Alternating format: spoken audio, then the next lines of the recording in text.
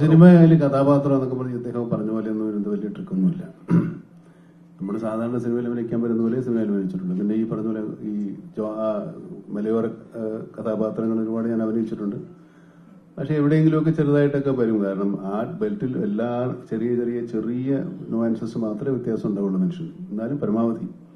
പിന്നെ നമ്മുടെ കഥ പ്രധാനപ്പെട്ട് നടക്കുന്നത് കേരളത്തിലല്ല, ഭൂരിഭാഗവും തമിഴ്നാട്ടിലാണ്. പിന്നെ മറ്റുള്ളവരുടെ ആരും ആ ഭാഷ പറയുന്നില്ല. അതുകൊണ്ട് അങ്ങനെ ഒരു സ്ലാങ്ങിന് ഒരു വലിയ പ്രാധാന്യം പിടിക്കണ്ട. ഈ ക്യാരക്ടർ ജോസേട്ടായിയുടെ ക്യാരക്ടർ മാത്രമേ ഉള്ളൂ നമ്മൾ ഈ ഭാഗത്ത് കാണുന്നുള്ളൂ. ബാക്കിയുള്ളവരൊക്കെ തമിഴ്നാട്ടുകാരും കണ്ട് ഇവരൊക്കെയാണ്. അപ്പൊ അതുകൊണ്ട് ആ പ്രശ്നങ്ങളൊന്നുമില്ല. പിന്നെ തമാശ എന്ന് പറയാൻ പറ്റില്ല, എന്താ പറയുക, ഹ്യൂമർ അവിടെ ഇവിടെയൊക്കെ വന്നു പോകുന്നു. കാരണം അതിനൊന്നും നേരമില്ല ഈ സിനിമയിൽ. അല്ല, തമാശ പറഞ്ഞല്ല, മനുഷ്യന്റെ തലയിൽ തീ പിടിച്ച് നിൽക്കുമ്പോൾ തമാശ പറയാൻ സമയം ഉണ്ടാവില്ല. അങ്ങനെയാണ് കഥാപാത്രത്തിന്റെ അവസ്ഥ. ജോസേറ്റ് എടുത്തിയാട്ടക്കാരനായതുകൊണ്ട് പറ്റിപ്പോകുന്നതാണ്. അങ്ങനെ ഒത്തിരി നമുക്കൊക്കെ പറ്റിയിട്ടുണ്ടാവുമല്ലോ. അങ്ങനെ എടുത്തിയാട്ടം കൊണ്ട് അബദ്ധമായാൽ അത് തലേന്ന് പോകില്ല, അത് വലിച്ചെറിഞ്ഞാലും പോകുക. അതിങ്ങനെ അള്ളു പിടിച്ചിരിക്കുന്നവരെ പിടിച്ച് ജോസിന്റെ ഒരു വഴിക്കാക്കുന്നതാണ് ഈ സിനിമയുടെ കഥ.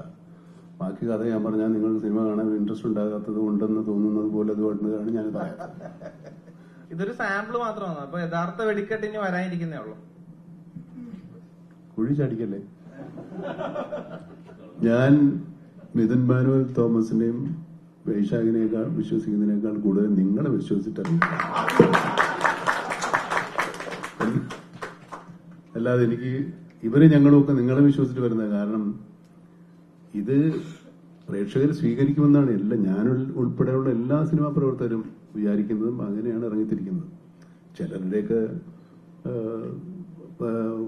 ഊഹങ്ങളൊക്കെ തെറ്റിപ്പോകും, ചിലതൊക്കെ ശരിയാവും. എല്ലാവർക്കും എപ്പോഴും എല്ലാം ശരിയാവില്ല. അത്ര വെക്കേഷന് വേണ്ടി ചെറുതായിട്ട് മുടി വെട്ടിയിരുന്നു.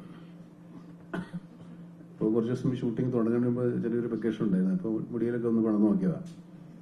അപ്പൊ തിരക്കേട്ടില്ലെന്ന് ഇവര് പറഞ്ഞു. അങ്ങനെ ഒത്തതാണ്. അല്ലാണ്ട് അതിനുവേണ്ടി ഒരു പരിപാടികളുണ്ട് ഇല്ലേ. പുറം ചെയ്തിട്ട് എന്ന് ചോദിച്ചാൽ ഉണ്ട്. അതങ്ങനെ മെയിൻറ്റെയിൻ ചെയ്തു. മുടി വെട്ടിക്കഴിച്ച് പിന്നെ വളരാൻ കുറെ സമയം എടുക്കുമല്ലേ. അപ്പൊ അതിന് മുമ്പ് പടം തുടങ്ങണം. അപ്പൊ പിന്നെ ആ മുടി വെച്ച് അങ്ങ് അഭിനയിച്ചു.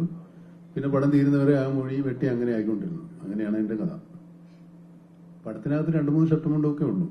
പിന്നെ അപ്പൊ ഡ്രസ്സിന്റെ കാര്യത്തിൽ വലിയ പ്രശ്നങ്ങളൊന്നുമില്ല. ഈ സിനിമയിലെ ആക്ഷൻ സീനിലൊക്കെ മമ്മൂക്ക ഇന്നലെ പറഞ്ഞ ഇന്റർവ്യൂവിൽ പറഞ്ഞിട്ടുണ്ടായിരുന്നു. ആക്ഷൻ സീനിലത്തെ ഡ്രിഫ്റ്റിംഗ് ഒക്കെ താങ്കൾ തന്നെ ചെയ്തത്.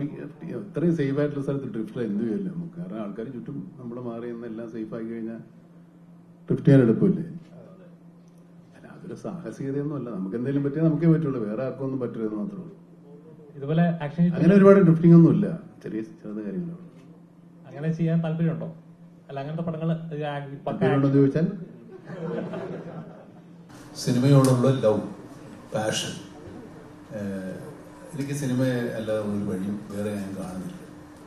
ഈ സിനിമ ഇല്ലെങ്കിൽ എന്റെ കാര്യം കുഴപ്പത്തിലാവും, എന്റെ ശ്വാസം നിന്നു.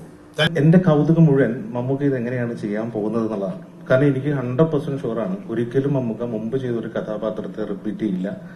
ആ രീതിയിൽ അതൊരിക്കലും പെർഫോം ചെയ്യാൻ പോകുന്നില്ല. അപ്പൊ പലതവണ ഞാൻ പ്രീ പ്രൊഡക്ഷൻ നടക്കുന്ന സമയത്ത് മമ്മൂക്ക ഇവിടെ ചോദിച്ചിട്ടുണ്ട് ഇതെങ്ങനെയായിരിക്കും മമ്മൂക്ക ചെയ്യാൻ പോകുന്നത്. അതൊക്കെ ഉണ്ട് എന്ന് പറഞ്ഞു, നല്ലാതെ ഡീറ്റെയിൽ പറഞ്ഞില്ല.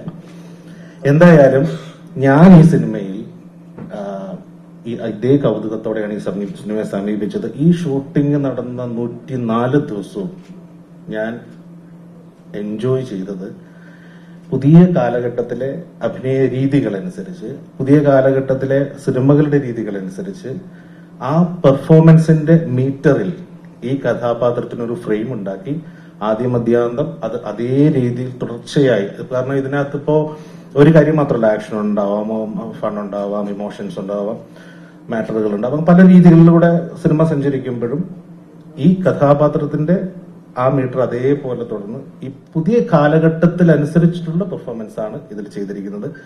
ഞാൻ ഭയങ്കര രസമായിരുന്നു അത് എനിക്ക് കണ്ടുകൊണ്ടിരുന്നപ്പോൾ.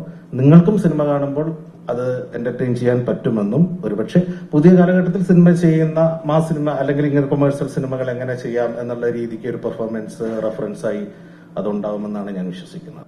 നമ്മൾ ഈ നിങ്ങളെ ഫോട്ടോ ശ്രദ്ധിച്ചിട്ടുണ്ടാവും അറിയില്ല, ടർബോയുടെ നമ്മുടെ ഫസ്റ്റ് സ്ക്രീൻ വന്നത് അത് തന്നെ നമ്മൾ ലെഫ്റ്റ് ഹാൻഡ് ആണ് ഉപയോഗിച്ചിരിക്കുന്നത്. അപ്പൊ നമ്മൾ ഇതിനകത്ത് ടർബോ പഞ്ച് എന്ന് പറഞ്ഞൊരു പഞ്ച് ഡിസൈൻ ചെയ്തിട്ടുണ്ട്. അപ്പൊ അത് ലെഫ്റ്റ് ഹാൻഡ് പഞ്ചാണ്. പഞ്ചിന്റെ സ്ട്രെങ്ത് കൂടുതലായിരിക്കും. The first day I went, I was a little scared because of the language. എനിക്ക് മലയാളം അറിയൂ, പക്ഷെ അവരുടെ മുമ്പ് സംസാരിക്കുമ്പോൾ കുറച്ചും കൂടി ബുദ്ധിമുട്ടുണ്ട്.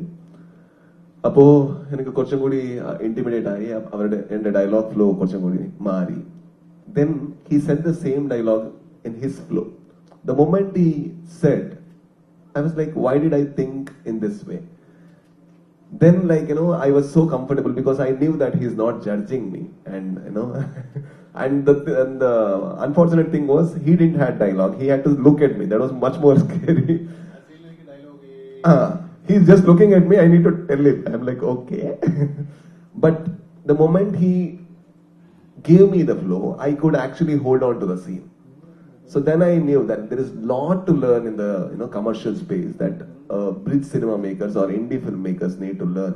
The way they write, the way they approach Vishnu Sharma's camera angle, the way Sir performed, or Vaishak, how he ideated the scene and everything. That I think I really say it's a film school to me.